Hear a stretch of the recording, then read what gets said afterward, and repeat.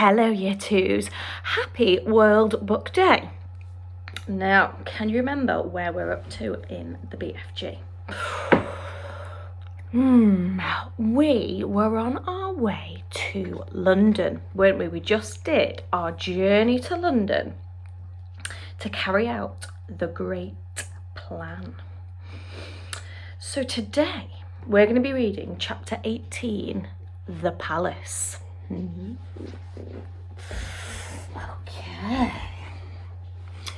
By gumdrops, whispered the big friendly giant. Is that really it? There's the palace, Sophie whispered back. Not more than 100 yards away, through the tall trees in the garden, across the mown lawns and the tidy flower beds, the massive shape of the palace itself loomed through the darkness. It was made of whitish stone. The sheer size of it staggered the BFG. But this place is having 100 bedrooms at least, he said. Easily, I should think, Sophie whispered. Then I is boggled, the BFG said. How is I possibly finding the one where the Queen is sleeping? Let's go a bit closer and have a look, Sophie whispered. The BFG glided forward among the trees. Suddenly he stopped dead. The great ear in which Sophie was sitting began to swivel around. Hey, Sophie whispered, you're going to tip me out. Shh, the BFG whispered back. I is hearing something. He stopped behind a clump of bushes. He waited. The ear was still swinging this way and that. Sophie had to hang on tight to the side of it to save herself from tumbling out. The BFG pointed through a gap in the bushes, and there, not more than 50 yards away, she saw a man padding softly across the lawn.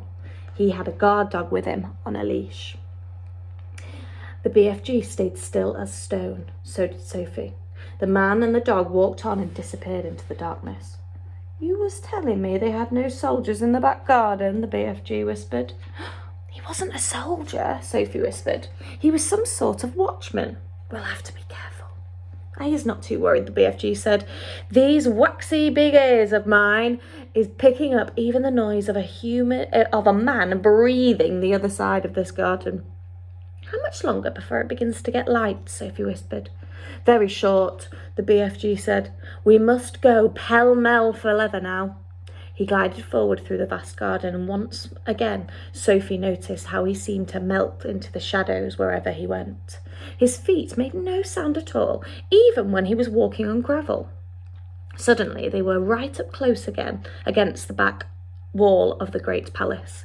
The BFG's head was level with the upper windows, one flight up, and Sophie, sitting in his ear, had the same view. In all the windows on that floor, the curtains seemed to be drawn. There were no lights showing anywhere. In the distance, they could hear the muted sound of traffic going round Hyde Park Corner.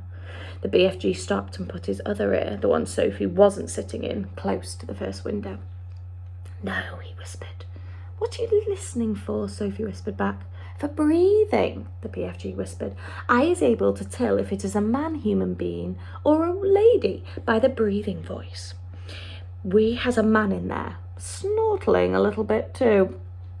He glided on, flattening his tall, thin, black-coated body against the side of the building. He came to the next window. He listened. No, he whispered. He moved on. This room is empty, he whispered. He listened in at several more windows, but at each one he shook his head and moved on. When he came to the window in the very centre of the palace, he listened but did not move on. Ho, ho, he whispered. We has a lady sleeping in here. Sophie felt a little quiver going down her spine. But who? She whispered back.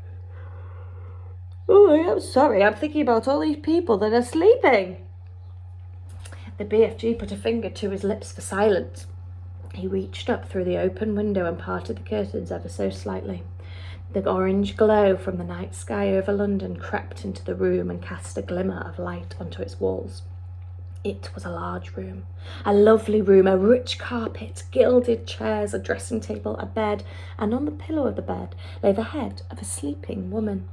Sophie suddenly found herself looking at the face she had seen on stamps and coins and in newspapers for all her life. For a few seconds, she was speechless.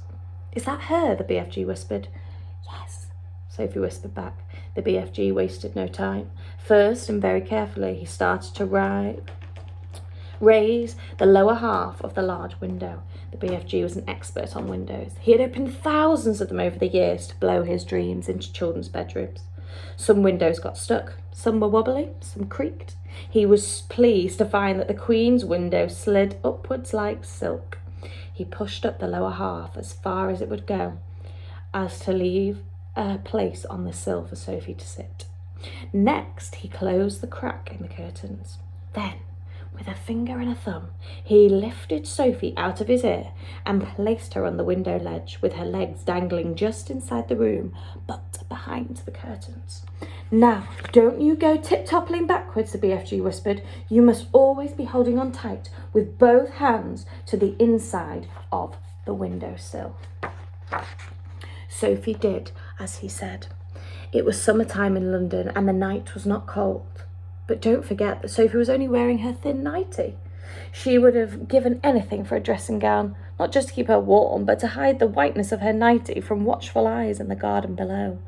The BFG was taking the glass jar from the pocket of his cloak. He unscrewed the lid.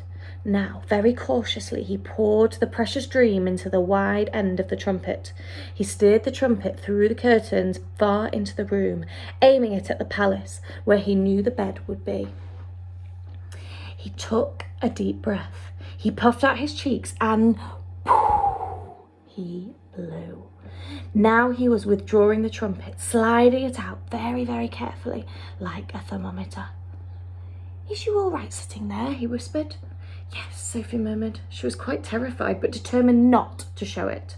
She looked down over her shoulder. The ground seemed miles away. It was a nasty drop. How long will the dream take to work? Sophie whispered. Some takes an hour, the BFG whispered back. Some is quicker, some is slower still. But it is sure to find her in the end. Sophie said nothing. I is going off to wait in the garden, the BFG whispered. When you is wanting me, just call out my name and I is coming back very quick. Will you hear me? Sophie whispered. You is forgetting these, the BFG whispered, still smiling and pointing to his great ears. Goodbye, Sophie whispered. Suddenly and unexpectedly, the BFG leaned forward and kissed her gently on the cheek. Sophie felt like crying. When she turned to look at him, he was already gone. He had simply melted away back into the dark garden. And that is the end of chapter 18. Chapter 19 is just called The Queen. Well, I'm very excited for tomorrow now. Right. Well, Year 2s, I hope you have a fantastic World Book Day today. I hope you get to read loads and loads of stories and get read to and listen to a lot as well. Okay, I will see you tomorrow for The Queen. Bye.